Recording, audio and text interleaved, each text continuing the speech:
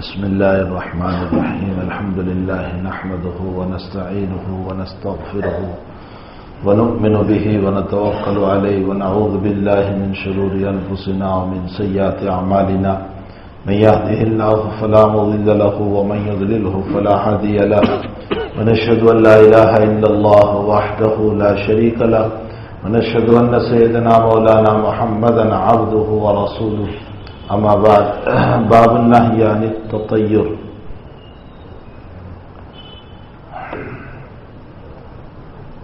بیچ میں 4-5 منگل کا وقفہ ہو گیا اور مجلس نہ ہو سکی چونکہ میں سفر میں تھا اور پرسوں ہی میری سفر سے واپسی ہوئی. اب جو سبق آج شروع ہو رہا ہے اس سبق میں جناب رسول اللہ صلی اللہ علیہ وسلم کی ان باتوں کو نقل کیا جاتا ہے جس کا تعلق بدفعلی سے ہے. حضور پاک صلی اللہ علیہ وسلم نے بدفعلی لینے سے منع فرمایا. اسلام ایک ایسا مذہب ہے کہ جو توحید میں کسی چیز کو برداشت نہیں کرتا، اور توحید ایک ایسی چیز ہے، اللہ کی وحدانیت، اللہ کا اکیلا ہونا، کہ اس میں ذرہ برابر بڑے سے بڑے نبی علیہ الصلاۃ والسلام کو بھی توحید میں شریک نہیں کیا جا سکتا. توحید اپنی جگہ توحید ہے، اللہ کی وحدانیت ہے. خود مرض الوفات میں جب جناب رسول اللہ صلی اللہ علیہ وسلم چادر اوڑھ کر سوئے تھے، اور آپ جانتے ہیں کہ بیمار آدمی جب چادر اوڑھ کر سوتا ہے تو اندر گھبراہٹ بھی ہوتی ہے، تو چادر بار بار کھولتے رہتے. اللہ کے حبیب پاک صلی اللہ علیہ وسلم بھی بار بار چادر کو کھولتے تھے، اور جب چادر کو کھولتے تھے ہماری طرح کوئی شکوہ شکایت کا مسئلہ نہیں تھا، امت کو کوئی نہ کوئی نصیحت فرماتے تھے. آپ چادر اوڑھ کے سوئے تھے، جب گھبراہٹ تھوڑی سی ہوتی تھی اور آپ چادر کھولتے تھے تو آپ کوئی نہ کوئی نصیحت فرماتے تھے. ایک مرتبہ آپ نے چادر کھولی تو آپ نے ایک نصیحت فرمائی، لعنت اللہ علی الیہود اتخذوا قبور انبیائہم مساجد الا لا تتخذوا قبری وثنا. اور دوسری روایت میں ہے الا لا تتخذوا قبری مسجدا.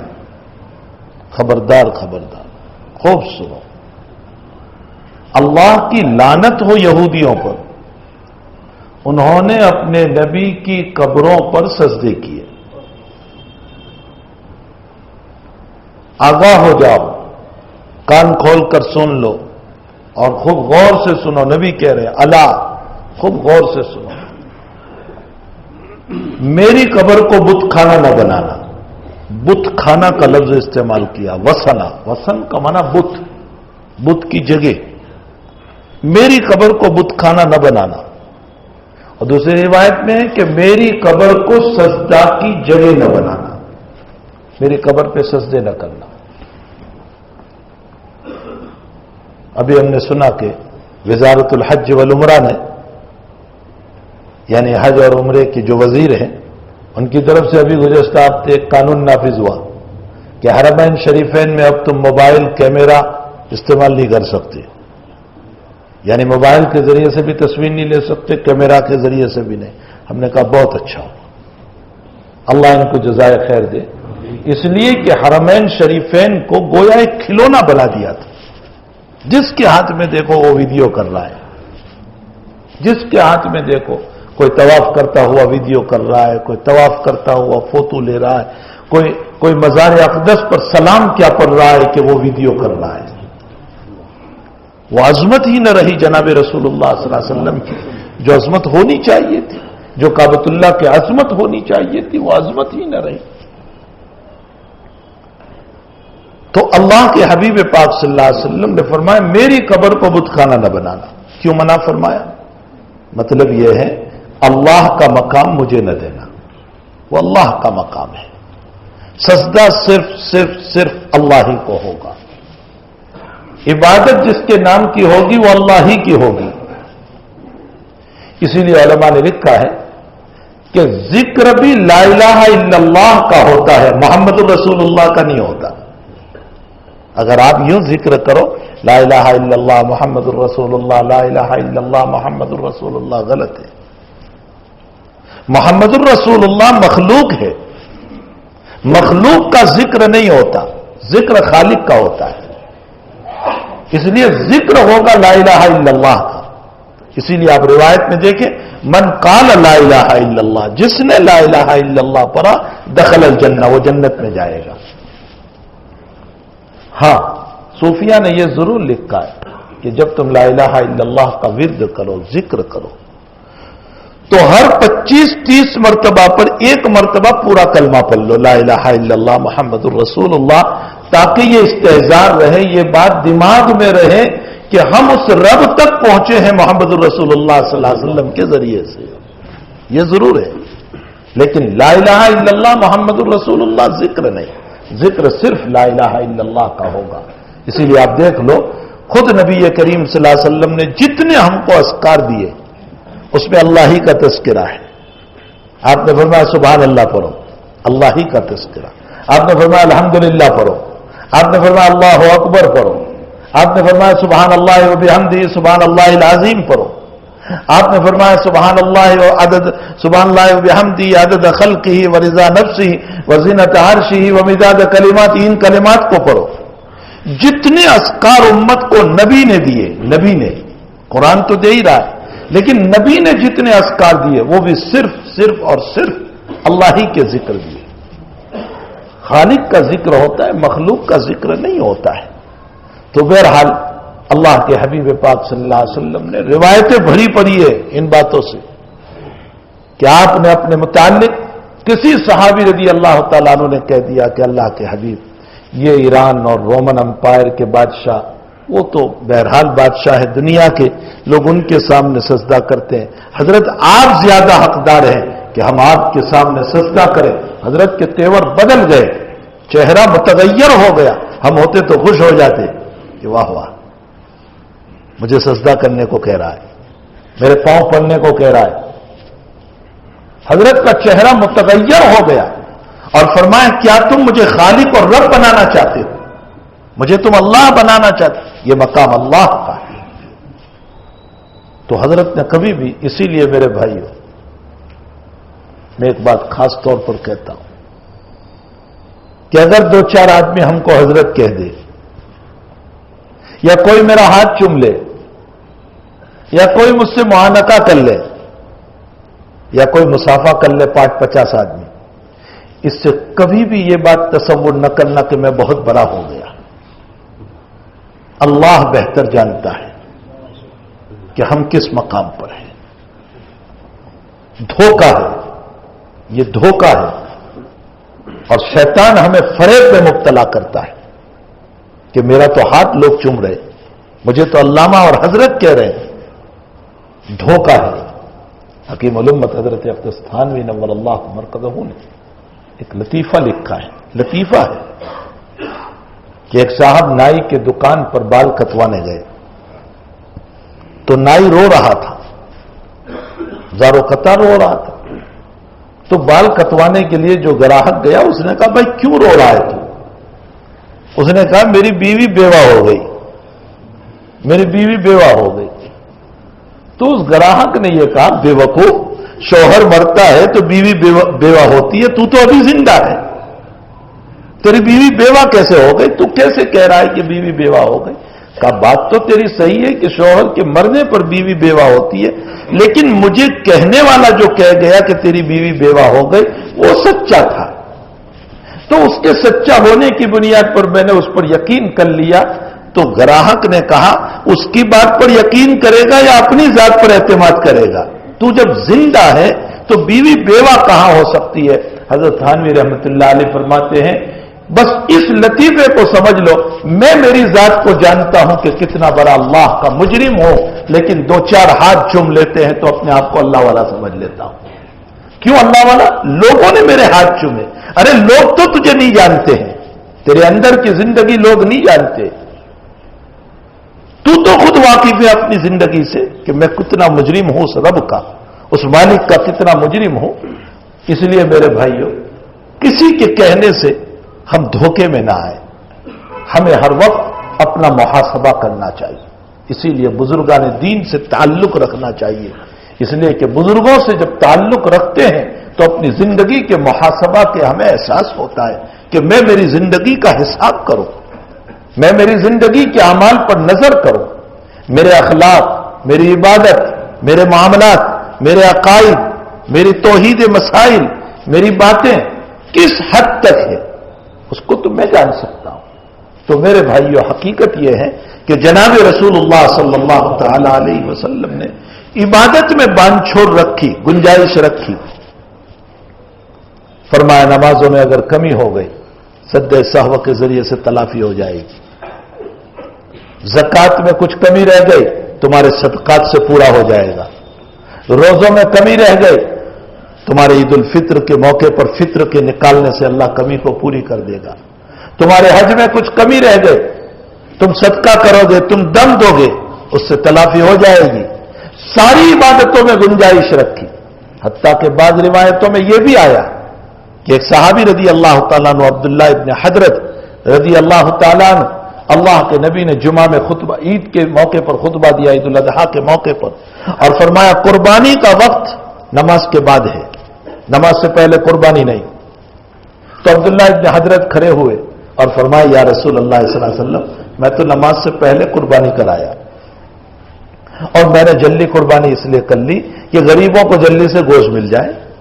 نیت بہت اچھی تھی، غریبوں کو گوشت مل جائے، اس لیے میں نے جلدی سے قربانی کر لی حضرت. تو حضرت نے کیا ارشاد فرمایا؟ حضرت نے فرمایا ٹھیک ہے وہ گوشت کھانے کے قابل ہے لیکن قربانی ادا نہیں ہوئی، تمہیں قربانی دوبارہ کرنا پڑے گا اس لیے کہ وقت سے پہلے ہو گئی، اور وقت سے پہلے ہوتی نہیں. تو فرمایا تم نے قربانی وقت سے پہلے کر دی اس لیے تمہیں دوبارہ کرنا پڑے گا. تو وہ صحابی فرماتے ہیں یا رسول اللہ میرے پاس اب کوئی جانور نہیں ہے اور نہ اتنے پیسے ہیں کہ میں دوسرا جانور خرید سکوں، البتہ میرے پاس 6 مہینے کا بکری کا بچہ ہے. آپ جانتے ہیں کہ بکری کا بچہ کم سے کم 1 سال کا ہونا چاہیے تب جا کر قربانی ہو سکتی ہے. وہ کہہ رہے ہیں کہ اللہ کے حبیب میرے پاس 6 مہینے کا بکری کا بچہ ہے، اس کے علاوہ میرے پاس کوئی نہیں. حضرت کیا فرماتے؟ جاؤ اسی کو قربانی کر لو، اللہ تمہاری قربانی قبول کر لے گا، لیکن یہ تمہارے لیے ہے، پوری امت کے لیے نہیں ہے. اور عبادتوں میں باندھ چھوڑ رکھی لیکن توحید میں کوئی باندھ چھوڑ نہیں. وحدانیت میں اللہ کے ایک ہونے میں کوئی مسئلہ نہیں، وہاں بس ایک ہی بات چلے گی، اللہ ایک ہے اور اس میں آگے پیچھے کا کوئی مسئلہ نہیں ہو سکتا. ذرا بھی 2 کی 4 ہو گئے یا 1 کے 2 ہو گئے شرک میں مبتلا ہو جائیں گے. خطرات ہے شرک میں مبتلا ہونے کی.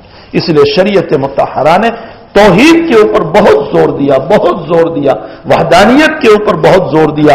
اور فرمایا ایک بزرگ امام غزالی نے ایک واقعہ لکھا ہے، فرمایا کہ ایک بزرگ کی موت ہو گئی اور وفات کے بعد جب اللہ کے دربار میں پہنچے کسی خواب دیکھنے والے نے پوچھا کہ حضرت کیا گزری؟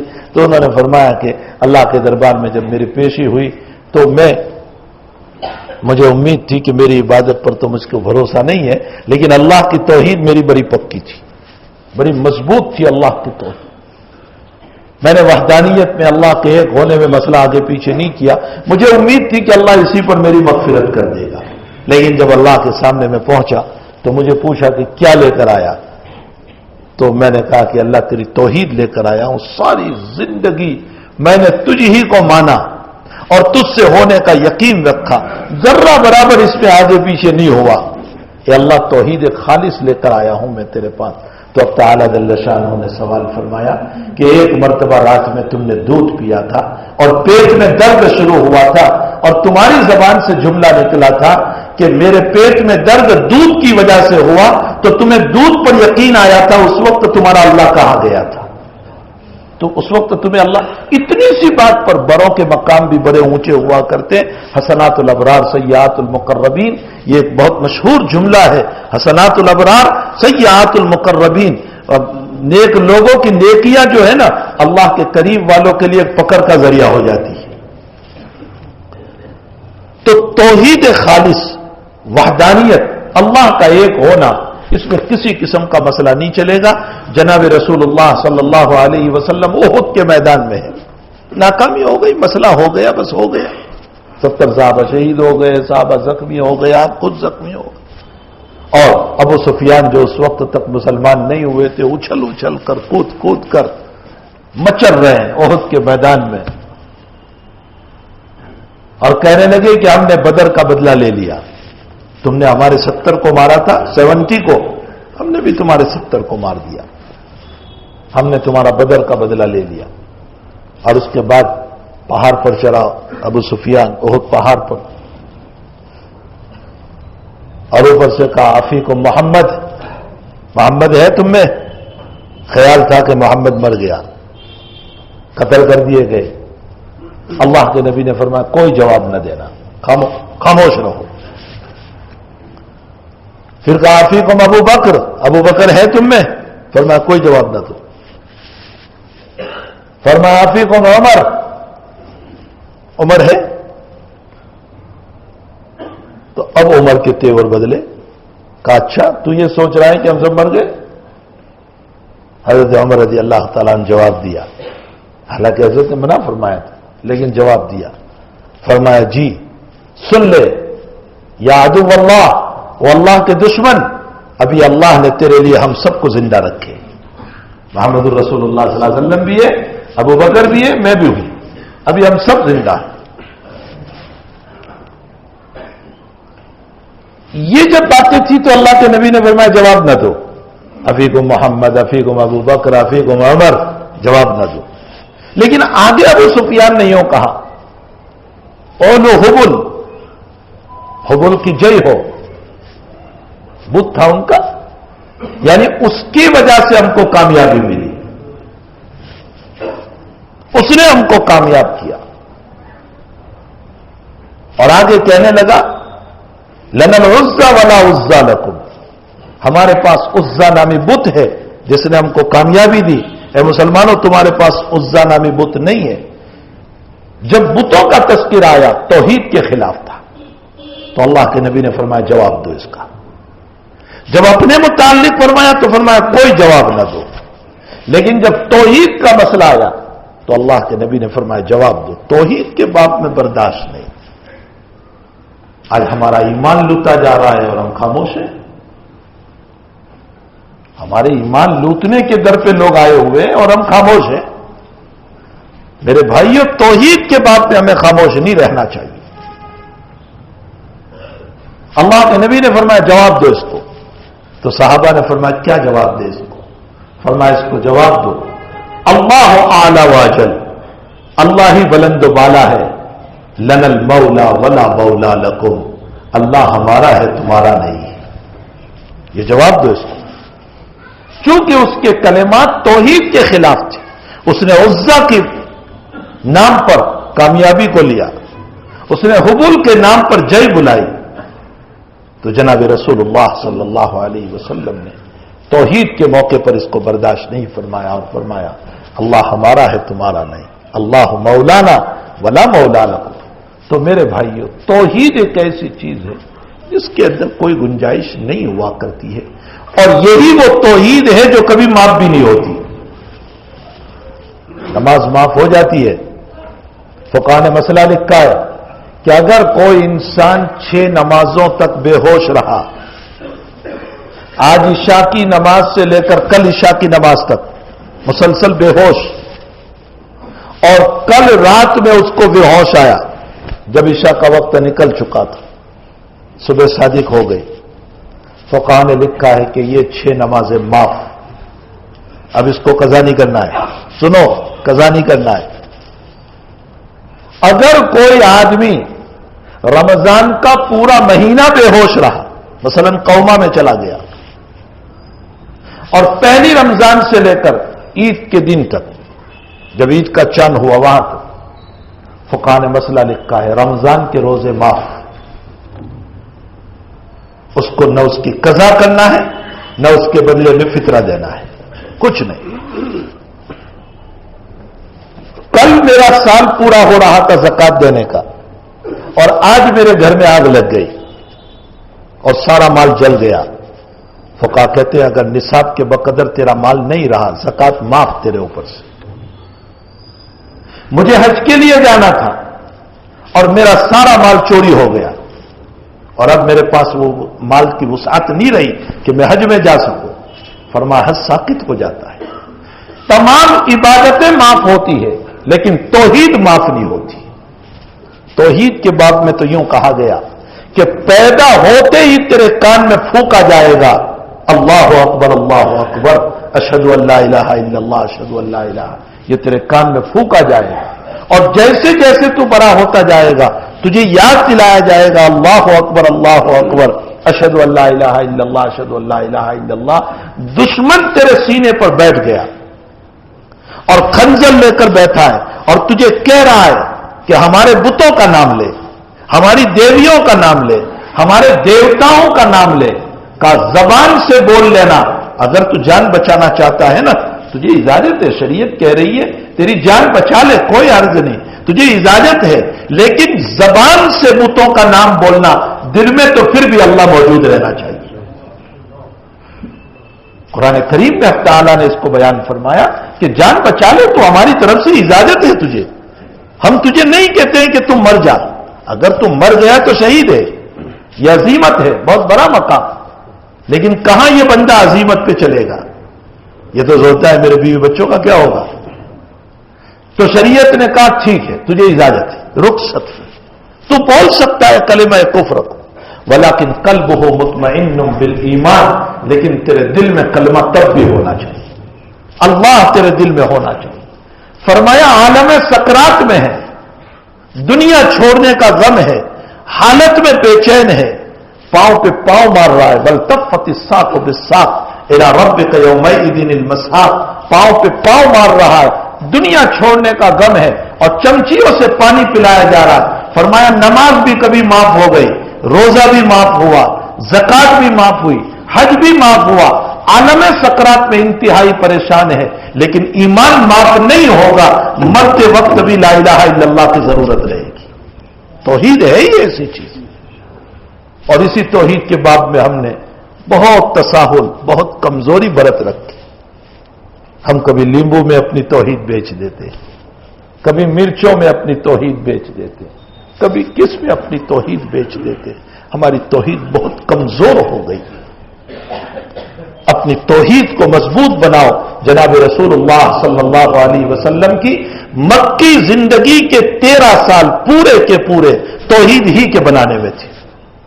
صحابہ کی توحید بنائی. مکی زندگی میں نہ نماز ہے, نہ روزہ ہے, نہ زکات ہے, نہ حج ہے. نماز تو بالکل اخیر میں مکی زندگی میں آئی, ہجرت سے 3 سال پہلے, اور ایک قول میں 2 سال پہلے, اور ایک قول میں 1 سال پہلے. یعنی مکۃ المکرمہ کے 12 سال جب پورے ہو گئے, جب آپ کو معراج ہوئی اور معراج میں آپ کو نماز دی گئی, تو 1 سال پہلے یا 2 سال پہلے نماز آئی. ورنہ زکات, روزہ, حج یہ تو سب مدینے میں آیا ہے. تو پھر مدینہ مکۃ المکرمہ میں آپ کی محنت کس پر رہی؟ لا الہ الا اللہ. صحابہ کا ایمان بنایا, اور اتنا مضبوط ایمان, اتنا مضبوط ایمان, اتنا مضبوط ایمان کہ مدینے میں آنے کے بعد جیسے ہی جہاد کی مشروعیت ہوئی اور جہاد جیسے ہی فرض ہوا سن ہجری 2 کے اندر یا سن ہجری 1 کے اندر, حضرات صحابہ کرام کا وہ ایمان بنا ہوا تھا, اس ایمان کی بنیاد پر صحابہ کو اپنی جان کا دینا آسان ہو گیا. اگر پہلے سے نبی نے ایمان نہ بنایا ہوتا تو کون جان دے سکتا تھا. تو بہرحال اللہ کے حبیب نے پہلے 12 سال 13 سال ایمان پر بڑی مضبوط محنت کی. کیوں محنت کی اتنی لمبی مدت تک؟ اس لیے کہ اصل اصول ایمان ہی ہے. ایمان کے بغیر نہ نماز قبول, نہ روزہ قبول, نہ زکات قبول, نہ حج قبول, نہ اخلاق حسنہ قبول. بلکہ روایتوں سے یہ معلوم ہوتا ہے کہ قیامت کے دن کافروں کے اعمال کا وزن بھی نہیں ہوگا. بعض علماء فرماتے ہیں وزن نہیں ہوگا. کیوں وزن نہیں ہوگا؟ اس لیے کہ وزن کرنے کے لیے مقابلے میں کچھ رکھنا پڑے گا. تو کیا رکھیں گے؟ ایمان تو ہے نہیں اس کے پاس, کیا رکھیں گے؟ اور بعضوں نے کہا کہ نہیں وزن ہوگا, اور جب وزن ہوگا تو کیا رکھیں گے؟ فرمایا اس کی زندگی میں جو اس نے اچھے اخلاق کیے ہیں, یا اس کی زندگی میں اس نے کسی کو مدد کی ہے, دان کیا ہے, وہ رکھا جائے گا. لیکن ایمان کے بغیر اس کا وزن ہی نہیں ہوگا. اس لیے دوسرے پلڑے میں کفر ہوگا, وہ کفر والا پلڑا جھک جائے گا. یہی وجہ کہ پل صراط کے اوپر سے گزر مومنوں کا ہوگا, منافقوں کا ہوگا, کیوں منافقوں کا؟ اس لیے کہ منافق دنیا کے اندر ظاہر میں کلمہ پڑھتا تھا، اس لیے منافقوں کا ہوگا، لیکن کافروں کا گزر پل صراط پر سے بھی نہیں ہوگا، اس لیے کہ ایمان ہے ہی نہیں، اور پل صراط تو اصل ایمان ہے۔ دنیا میں جو ایمان ہے اسی کو اللہ پل صراط بنانے والا ہے۔ جب ان کافروں کے پاس ایمان نہیں تو پل صراط پر جائیں گے کیسے؟ ان کو تو سیدھے ہی سر کے بل الٹے کر کے جہنم میں ڈال دیے جائیں گے۔ تو ایمان اصل اصول ہے۔ اسی لیے میرے بھائیوں میں کہتا ہوں کہ دیکھو حق تعالیٰ جل شانہ نے اتنی دولت اگر آپ کو نہیں دی، کوئی غم نہ کرو، ایمان تو دیا ہے، بہت بڑی دولت دی ہے، اس سے بڑھ کر دولت کیا ہے؟ حق تعالیٰ جل شانہ نے ہمیں ایمان سے نوازا، یہ ایک عظیم الشان دولت ہے، ورنہ نہ معلوم ہم بھی کہاں کہاں گھنٹے بجاتے ہوتے، ہماری پیشانیاں کن پتھروں کے سامنے رگڑی جاتی، ہم نہ معلوم اپنے آپ کو کتنے معبودوں کے سامنے ہاتھ جوڑ کر کھڑے ہوتے، اور نہ معلوم کتنوں کے ہم غلام بن جاتے۔ یہی وجہ ہے کہ حضرت ربیعی رضی اللہ تعالیٰ عنہ جب ایران میں پہنچے اور ایرانیوں نے پوچھا کہ تم کیا دعوت دینے آئے ہو، تو حضرت ربیعی رضی اللہ تعالیٰ عنہ نے جو تقریر فرمائی، اس تقریر میں ایک جملہ فرمایا ہم بھی تمہاری طرح بتوں کی عبادت کرتے تھے، جیسے تم آگ کی عبادت کرتے ہو، ہم بھی بتوں کی عبادت کرتے تھے، پتھروں کی۔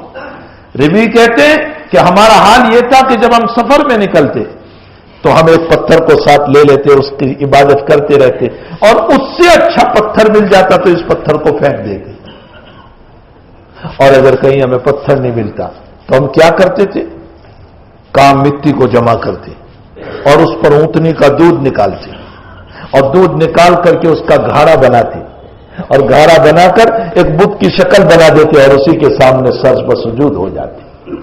ہمارے اندر اللہ نے رحم فرمایا، ہم جہالت میں تھے، ہمارے ہی اندر سے اللہ نے ایک آدمی بھیجا جس کے ہم بچپن کو جانتے ہیں، جس کی جوانی کو جانتے ہیں، جس کی زندگی کو جانتے ہیں، اس کے ماں باپ کو جانتے ہیں، اور وہ ہے محمد ابن عبداللہ صلی اللہ علیہ وسلم۔ انہوں نے آ کر ہمیں دنیا کی غلامی سے نکال کر اللہ کی غلامی میں داخل کیا۔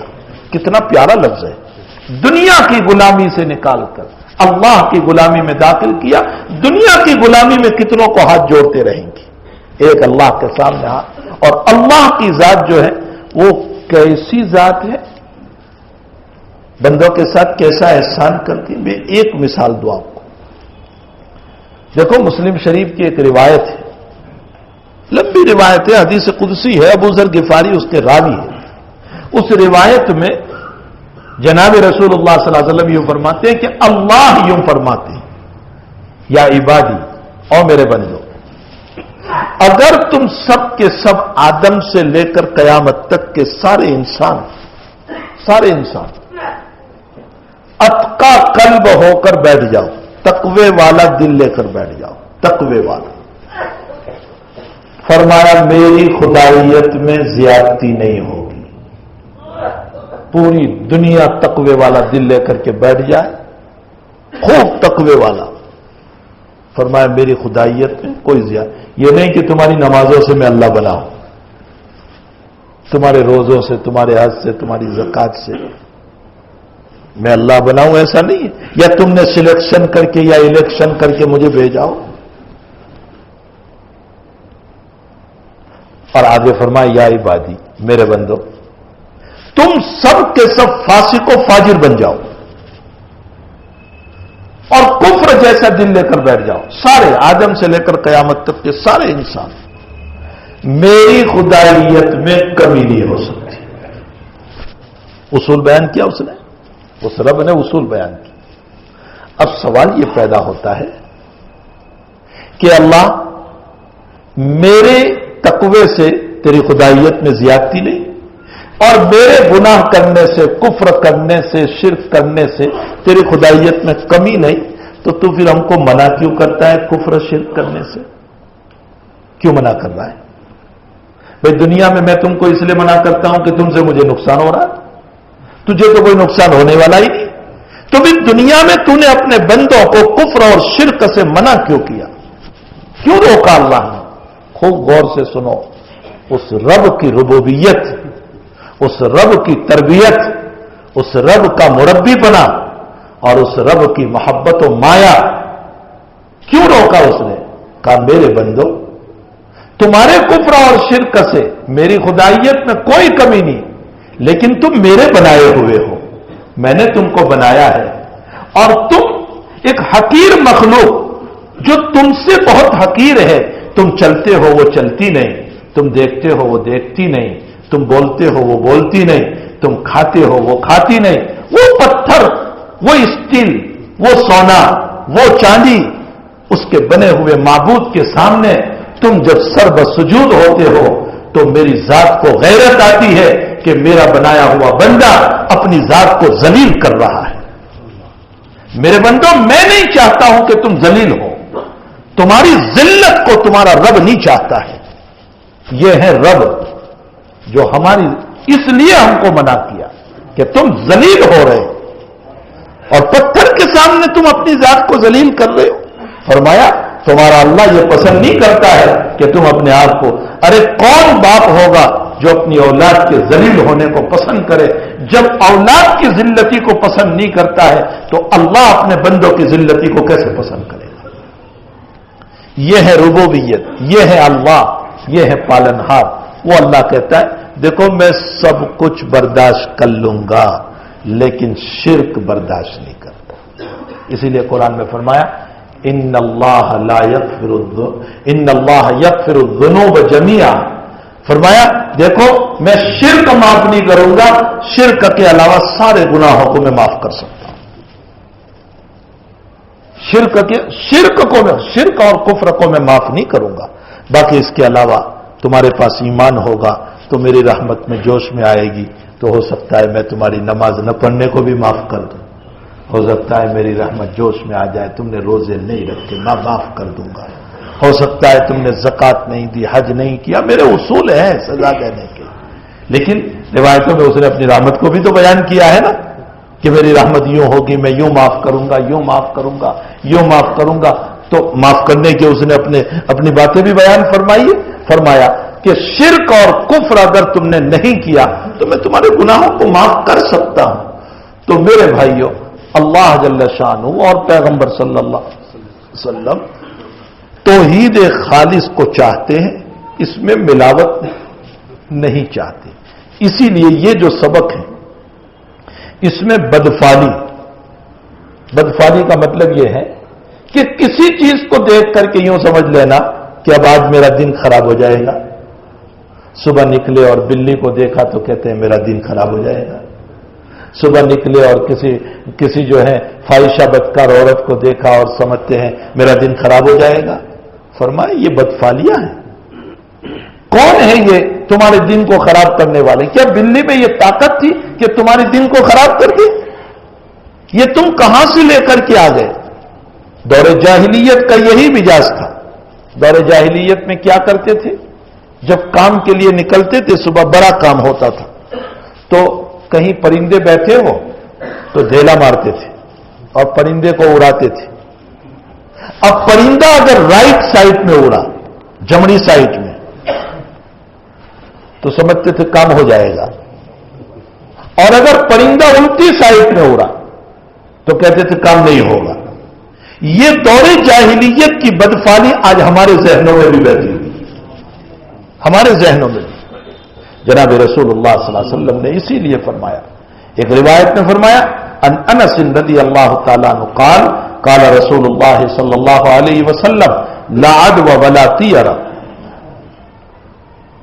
لا عدوى بیماری میں تعدی کی صفت نہیں، یعنی ایک کی بیماری میں دوسرے کو لگ جائے چیپی روگ نہیں ہے۔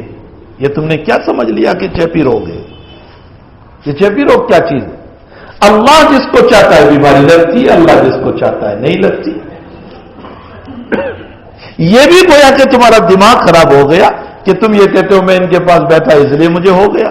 نہیں، ان کے پاس بیٹھا اس لیے نہیں ہوا، وہاں کی آب و ہوا ایسی تھی اور وہ ہوا اس کو لگی تو وہ بیمار ہوا، مجھے لگی تو میں بیمار ہو گیا۔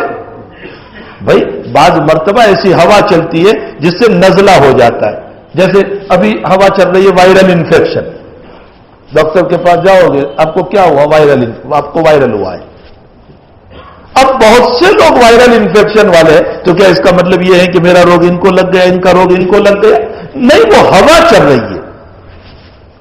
وہی ہوا میرے ناک میں گئی تو مجھے ہوا، آپ کے ناک میں گئی تو آپ کو ہوا، آپ کی ناک میں گئی تو آپ کو ہوا۔ جناب رسول اللہ صلی اللہ علیہ وسلم فرماتے چھپی روگ کوئی چیز نہیں، لا عدوہ، بیماریوں میں کوئی اس طرح کا مسئلہ نہیں، بلکہ اللہ کے حبیب پاک صلی اللہ تعالی علیہ وسلم نے ایک ایسا آدمی جو مظلوم تھا، جذام کی بیماری تھی، جذام کس کو کہتے ہیں؟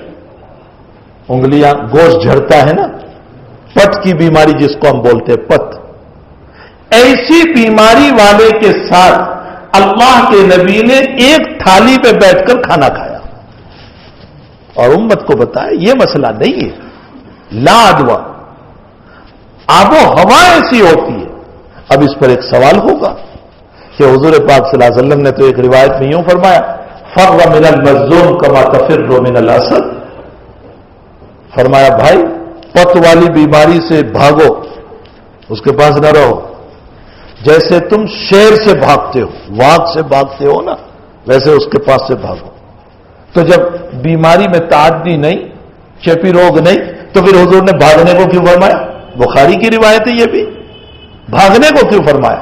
اللہ کے نبی فرماتے ہیں بیماری میں چیپی روگ نہیں ہے، لیکن تم کو میں اس لیے منع کرتا ہوں کہ تم کمزور ایمان والے ہو، اگر تم پاس بیٹھ گئے اور اللہ نہ کرے تمہارے مقدر میں بھی تھا اور تم کو لگ گیا تو تمہارا ایمان خراب ہو جائے گا کہ اسی کی وجہ سے لگ گیا۔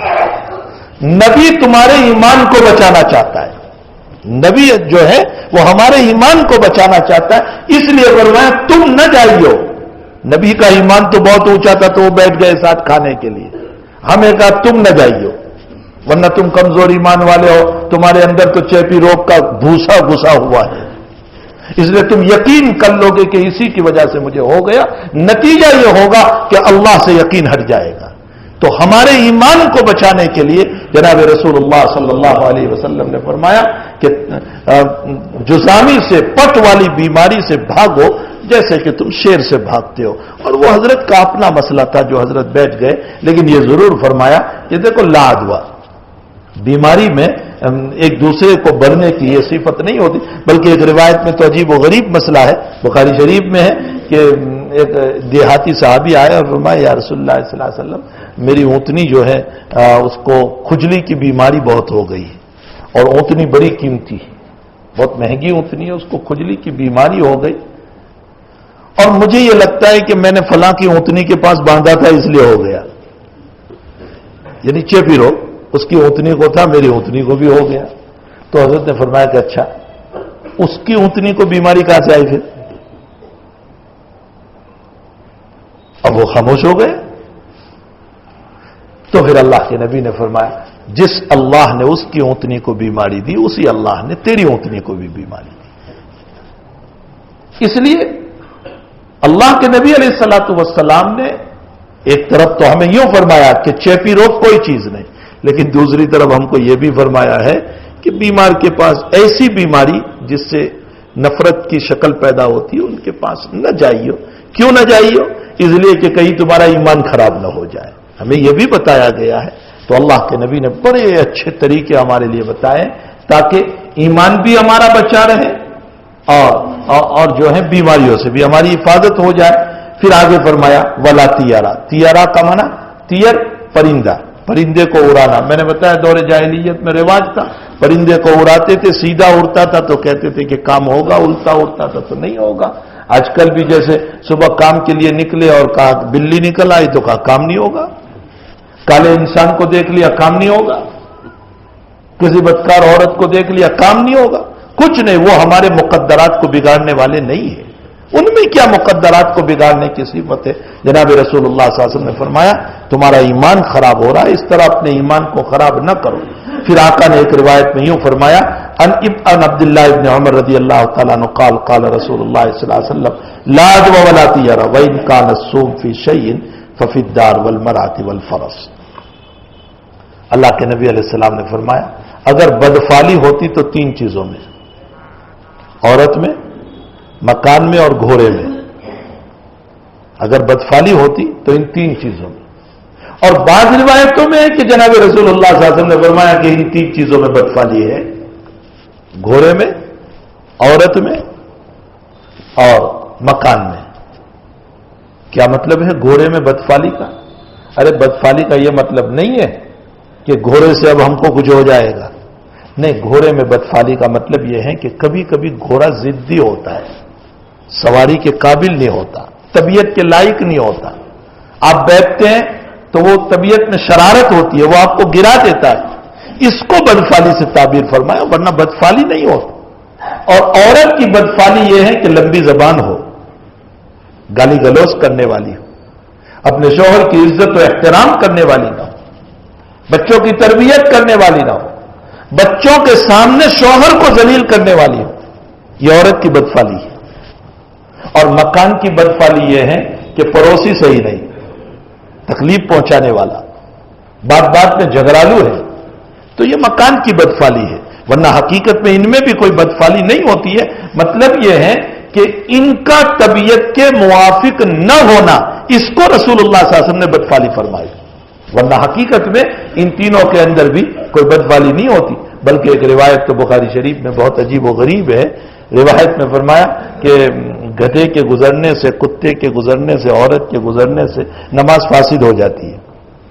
اگر نماز پڑھ رہے تھے، سامنے سے کتا گیا، گدھا گیا، عورت گئی، تو نماز فاسد. تو حضرت عائشہ نے فرمایا اوہو، تم نے تو ہم کو کتے اور گدھے کے برابر کر دیا. حضرت عائشہ رضی اللہ عنہ خود بخاری شریف میں فرمایا تم نے ہم کو گدھے اور کتوں کے برابر کر دیا. اس روایت کا مطلب بھی یہ ہے کہ کتے کے گزرنے سے، گدھے کے گزرنے سے، عورت کے گزرنے سے کوئی نماز نہیں ٹوٹتی. بخاری شریف میں عبداللہ ابن عباس رضی اللہ تعالیٰ عنہ فرماتے ہیں کہ حجۃ الوداع میں حضرت نماز پڑھا رہے تھے، میں اپنی گدھی پر سوار ہو کر آیا، میں صف میں شریک ہوا اور میری گدھی سامنے سے گزرتی رہی. اللہ کے نبی نے کچھ بھی نہیں فرمایا.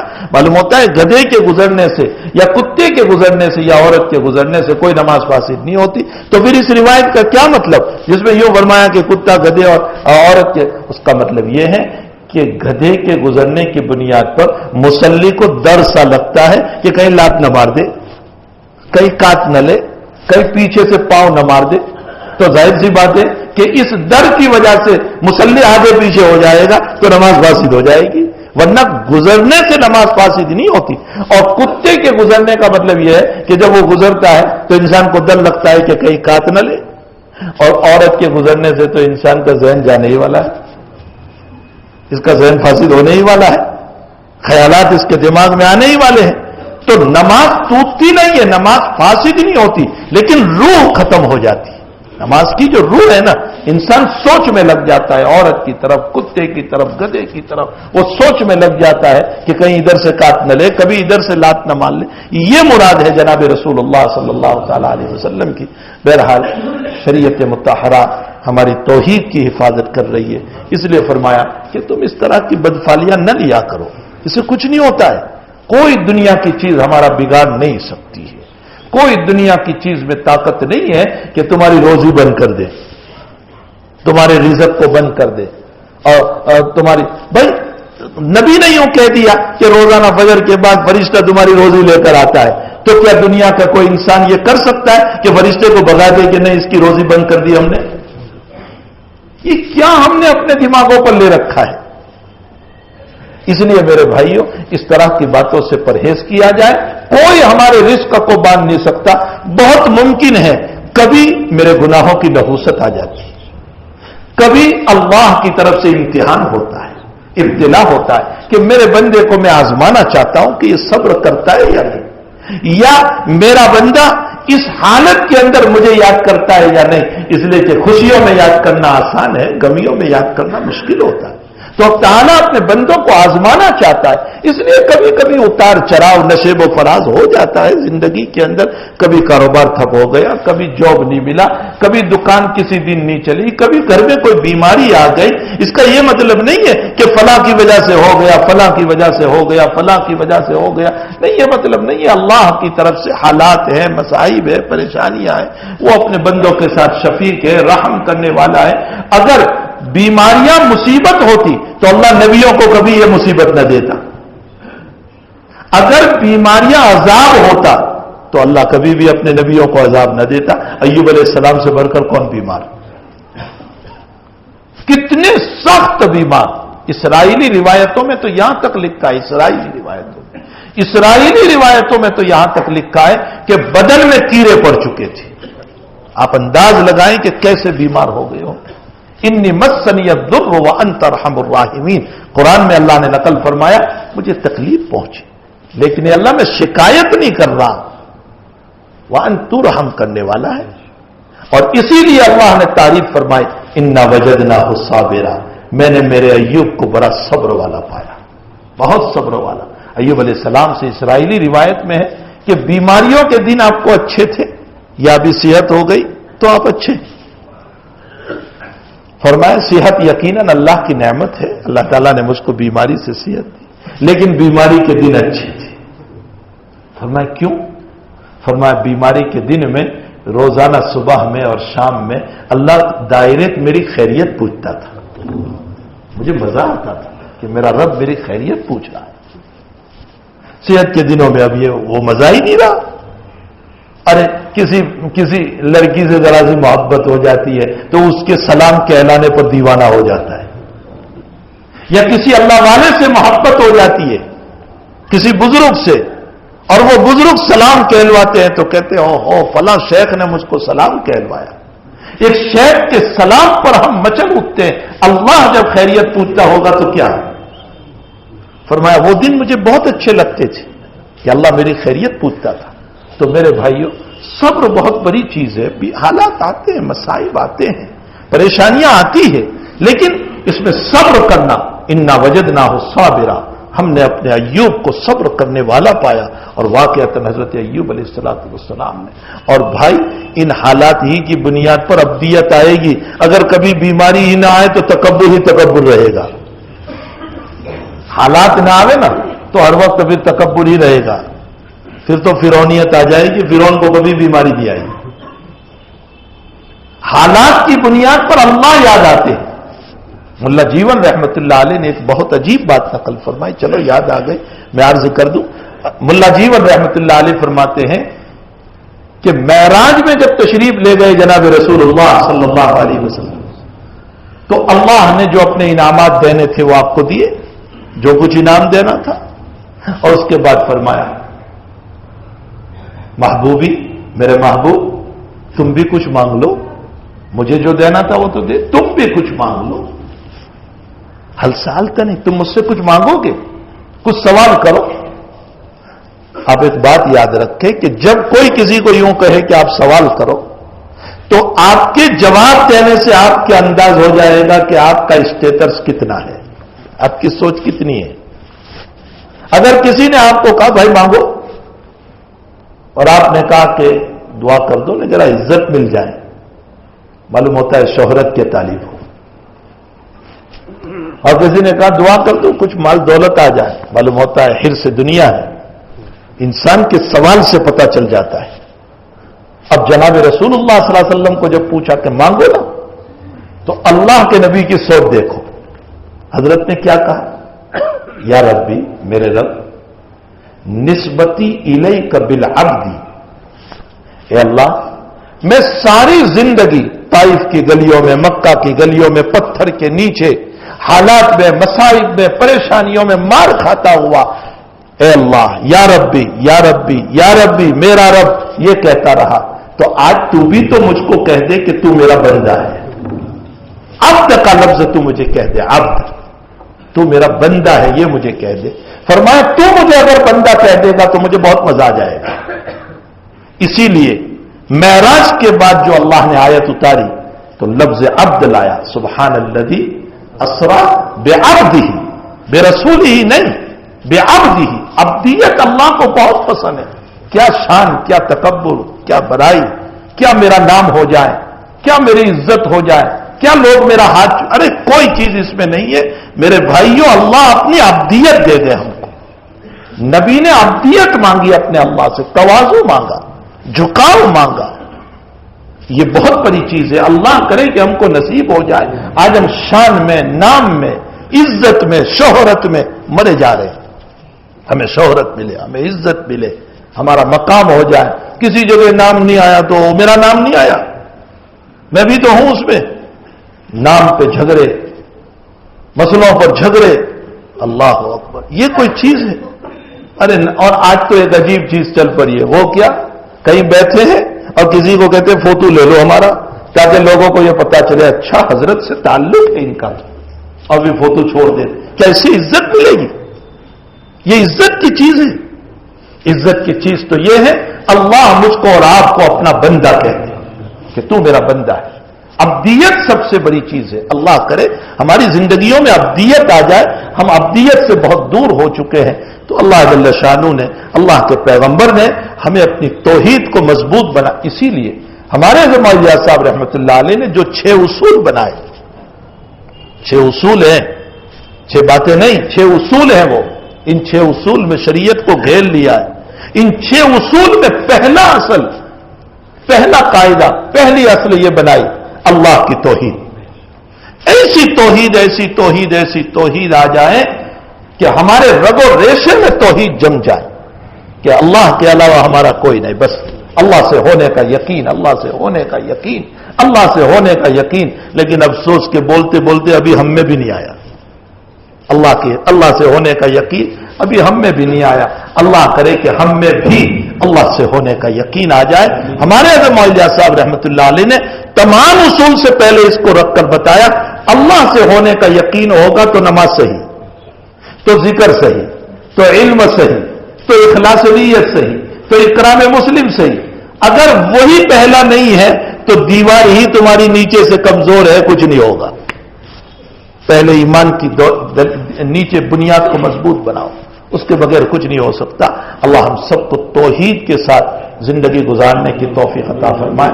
اسی لیے ہمارا جو اجتماع ہے ہمارے سورت ضلع کا 4-5-6 ہے نا، 4-5-6 کو کفلیتا کے اندر ہو رہا ہے. تمام احباب سے گزارش ہے وہاں شریک ہوں، دین کی باتیں سنیں، اپنے ایمان کو تازہ کریں، اپنی روح کو ایمان سے جوڑیں اور اپنی روح کو اللہ کی طرف متوجہ کریں اور اپنی زندگی میں اللہ کا عشق، اللہ کی محبت اور نبی کی محبت پیدا کرے. تو 4-5-6 کو ہمارا اجتماع ہونے جا رہا ہے. اس اجتماع کے اندر تمام احباب اپنے کاموں کو تھوڑے سے آگے پیچھے کر کے اس اجتماع کے اندر شریک ہو. اور اس کے ساتھ ساتھ اس وقت ملک کے جو حالات ہیں بہت تیزی سے بدلتے جا رہے ہیں، بہت تیزی سے بدلتے جا رہے ہیں.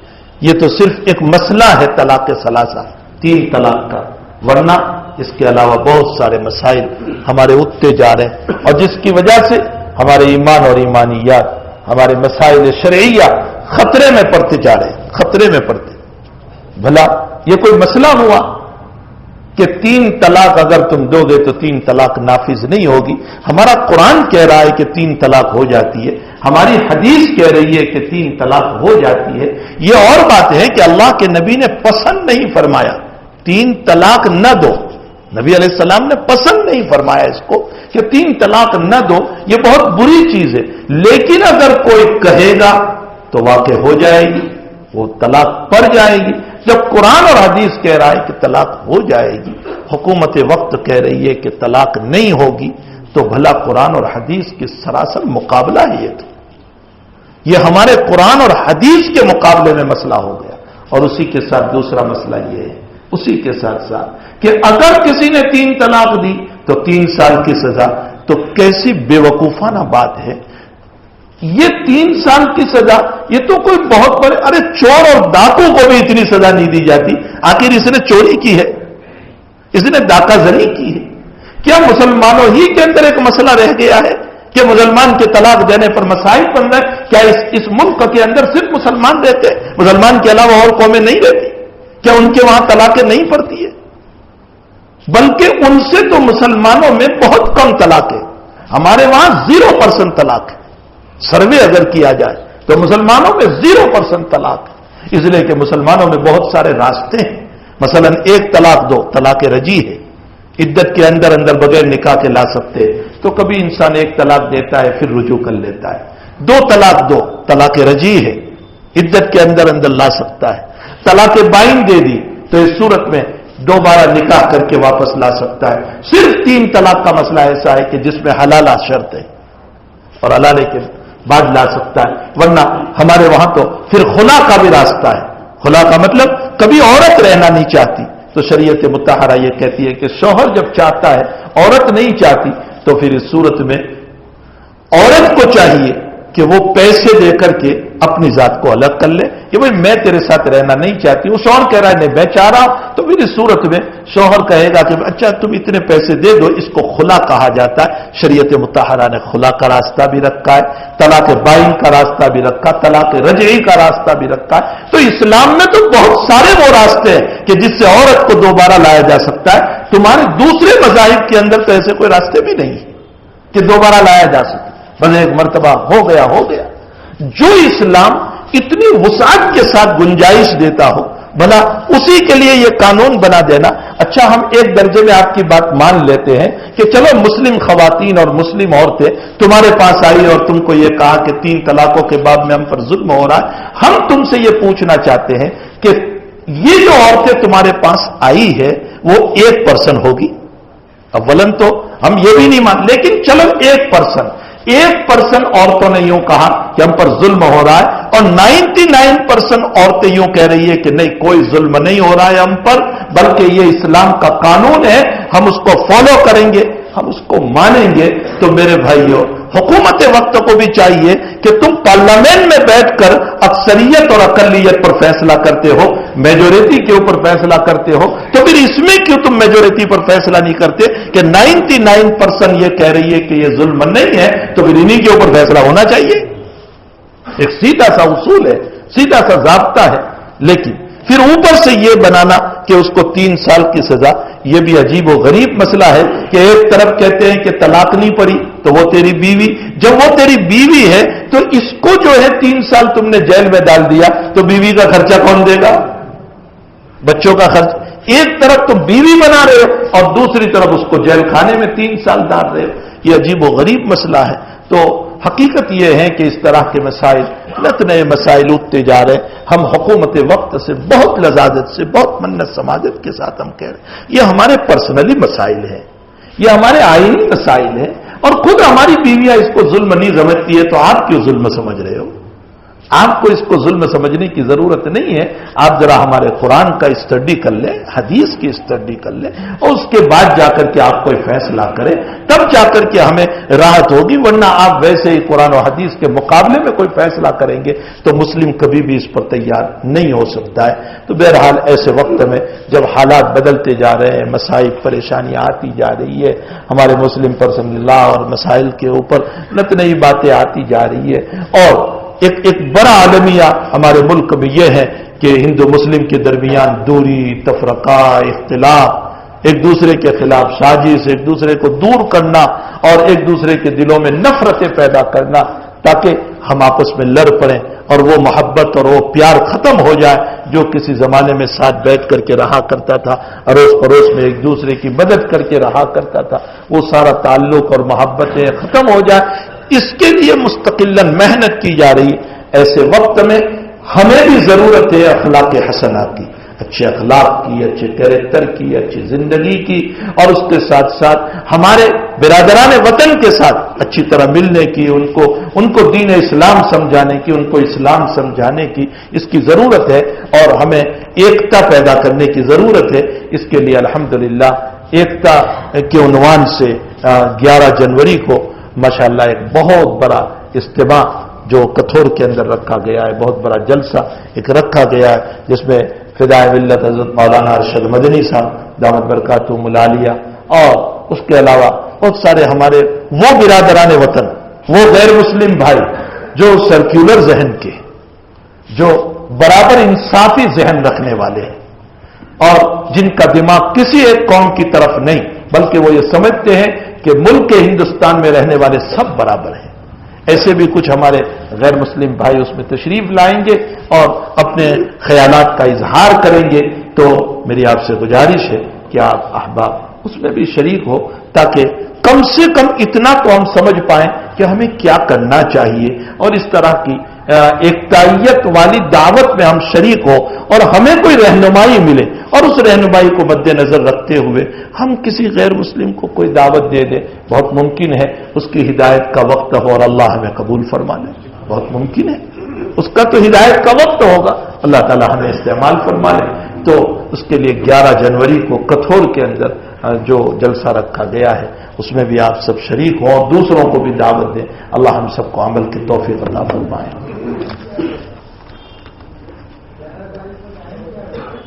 مغرب کے بعد شروع ہو جائے گا، مغرب کے بعد وہ قریب 10 بجے تک شاید چلے گا، یعنی 6:30 بجے سے لے کر 10 ساڑھے 10 بجے تک۔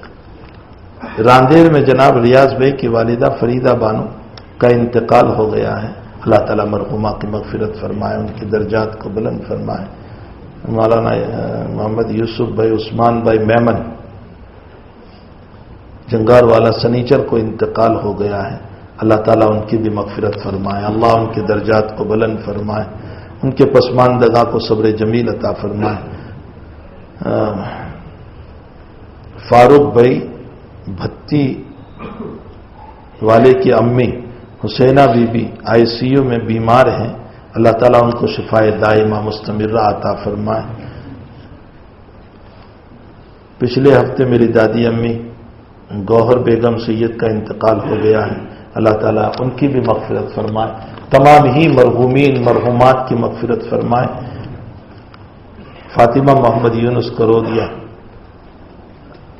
ان کا پتنگ کے دھاگے سے ان کا گلا کٹ گیا ہے، تو دعا فرمائے، اللہ تعالیٰ ان کو شفائے دائمہ مستمرہ عطا فرمائے۔ ICU میں اللہ تمام ہی ہمارے مریضوں کو بھی شفا دے۔ اس مجمع میں بھی بہت سارے بیمار ہوں گے، ان کے رشتہ دار بیمار ہوں گے، ہم بھی روحانی بیمار ہیں، ہماری روحیں بھی بیمار ہیں، عبادت کے اعتبار سے ہم میں بھی کمیاں ہیں، اللہ روحانی جسمانی اعتبار سے جتنے بیمار ہیں سب کو شفا عطا فرمائے۔ اللہم صلی وسلم دائما ابدا علی حبیبک خیر الخلق کلہم، اللہم انا نسألک العفو والعافیہ فی الدین والدنیا والآخرہ، توفنا مسلما والحقنا بالصالحین، غیر خزایا ولا ندامہ ولا مخزومین۔ اے اللہ گناہوں کو معاف فرما، قصوروں سے درگزر فرما، اے اللہ ہمارے ملک کی حفاظت فرما، ملک کے باشندوں کی حفاظت فرما، اے اللہ ملک میں بننے والے قوانین میں انصاف عطا فرما، بنانے والوں کو انصاف کرنے کی توفیق عطا فرما، اے اللہ مسلمانوں کے ساتھ جو ظلم ہو رہا ہے وہ ظلم و زیادتی سے اے اللہ ہماری حفاظت فرما، اے الہ العالمین ہمارے تمام بیماروں کو شفائے دائمہ عطا فرما، ہمارے مرحومین کی مغفرت فرما، اے اللہ ہم سب کو بھی شفائے دائمہ عطا فرما، روحانی جسمانی بیماریوں سے ہم سب کو شفا عطا فرما۔ اے اللہ اس وقت ہمارے اجتماعات کا سلسلہ چل رہا ہے، سارے اجتماعات کو قبول فرما، آنے والے بزرگوں کو قبول فرما، نکلنے والوں کو قبول فرما، اے اللہ تیرے راستے میں چلنے والوں کو قبول فرما، الہ العالمین ان کے نکلنے کے بعد ان کے گھروں کی کفالت فرما، اے اللہ ان کے گھروں کی حفاظت فرما، ان کے اہل و عیال کاروبار کی حفاظت فرما، اے اللہ اس مجمع میں بیٹھنے والے سب کے گناہوں کو معاف فرما، سب کی ضرورتوں کو دست غیب سے پورا فرما، بے روزی روزگار کو روزی عطا فرما، بے جاب والوں کو جاب عطا فرما، جن کے کاروبار ٹھپ ہو چکے ہیں برکت رحمت عطا فرما، اے اللہ دکان میں حلال روزی عطا فرما، حرام سے ہم سب کی حفاظت فرما، اے اللہ ہم سب کی دعاؤں کو اپنے فضل و کرم سے اس مجلس کے مخلصین کی آمین کے ساتھ قبول فرما، آمین یا رب العالمین۔ صلی اللہ علیہ نبی الکریم برحمتک یا ارحم الراحمین۔ السلام علیکم۔